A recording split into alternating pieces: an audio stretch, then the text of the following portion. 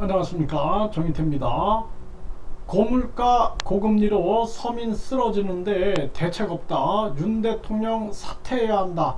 이 국민들의 목소리가 이렇게 나오고 있습니다. 네, 지금 고물가 고금리로 서민 파탄 위기다.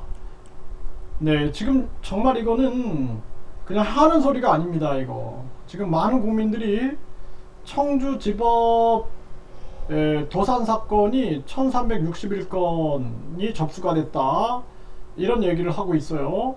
전년 대비해서 44%가 폭증하고 있다라는 것입니다.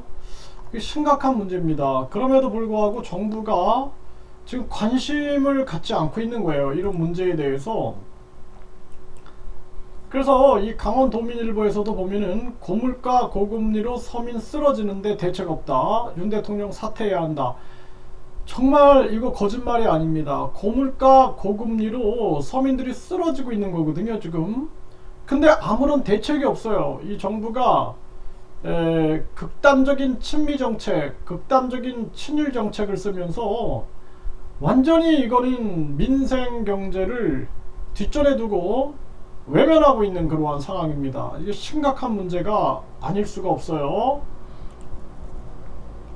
금리 인상 후 폭풍으로 제조업 27%가 번 돈으로 이자도 못 낸다라는 거예요. 이게 정말 거짓말이 아닙니다, 이게. 그래서 이자 부담, 소비 위축, 겹 악재가 나타나고 있고 1년 새 17%서 급격하게 증가하고 있고, 서비스업도 31%가 한계 기업이고 중소건설사가 가장 큰 위기다.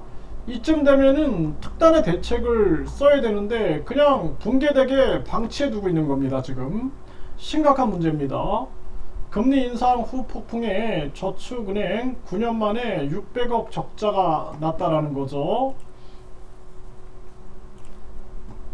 고금리 시대에 반가운 무이자 대출, 서민 어깨 펴주는 교회. 네, 지금 이 교회에서 뭐 이런 일들을 하고 있는 거예요. 그래서 성도 이웃 45가구에 무이자 대출을 해줬다라는 것입니다. 정말 이거는 뭐 눈물 나는 일이죠. 눈물 나는 일. 네. 그래서 교회나 절, 이러한 종교기관들이 나서서 이 서민들을 감싸 안지 않으면 안 될 정황이다라는 것입니다.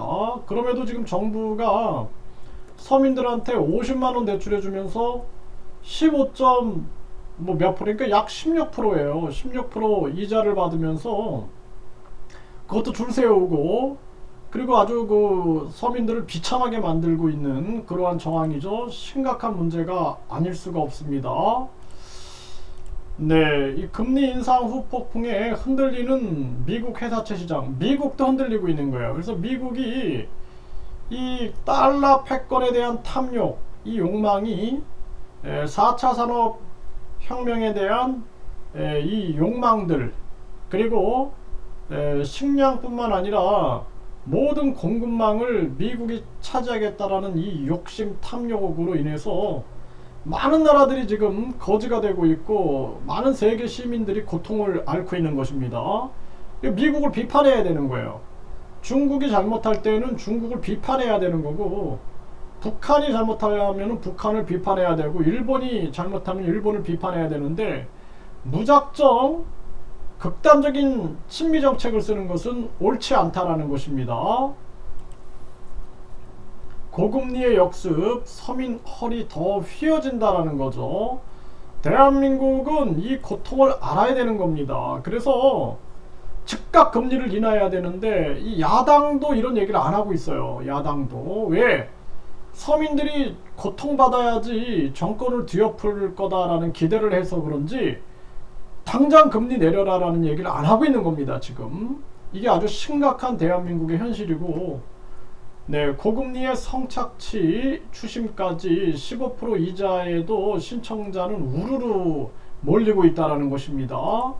심각한 문제고, 빚 갚기가 버겁습니다. 금리 집값의 역습에 흔들리는 2030. 그러니까 저출산이 더 심화되고 탈한국이 더 심화되고 있는 겁니다. 이게 정말 나라 정치가 제대로 서야 되는데 너무 안타까워요. 고금리의 역습에 무너진 SVB.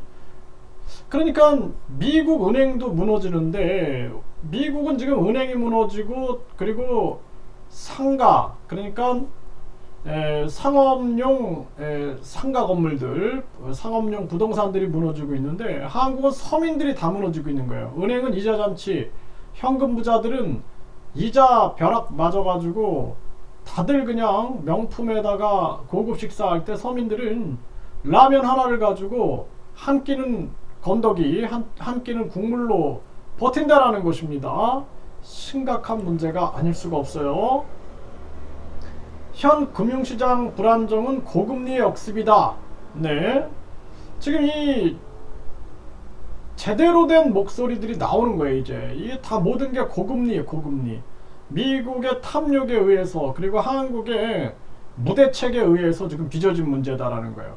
일본이 왜 마이너스 금리를 유지하고, 중국이 왜 금리를 내리고, 베트남이 왜 금리를 내리고 있는가 깊이 고민해야 된다라는 거예요. 미국의 민주당 의원들이 연준에다가 금리 인상 동결을 요구했어요. 그래서 금리 인상이 미국 경제에 심각한 충격을 주고 서민들이 큰 고통을 받는다라는 거죠.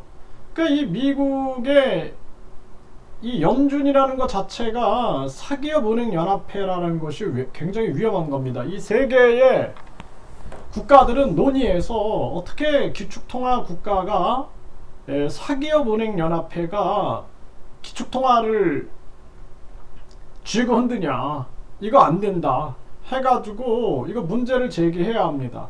그 지금 탈달러 현상들이 일어나는데 이 조화와 균형으로 가야 돼요. 이거 미국의 탐욕에 전 세계가 위기를 겪고 있다는 것입니다. 심각한 문제고, 서울 양천구의 30대 전세 사기 피해자 사망 벌써 4명째입니다.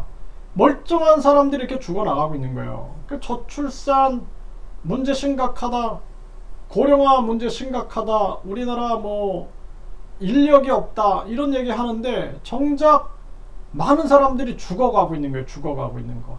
그럼에도 지금 이 정부는 계속 권력 유혹에만 눈이 멀고 계속 권력 다툼만 하고 있는 거예요. 여야를 다 심판해버려야 됩니다.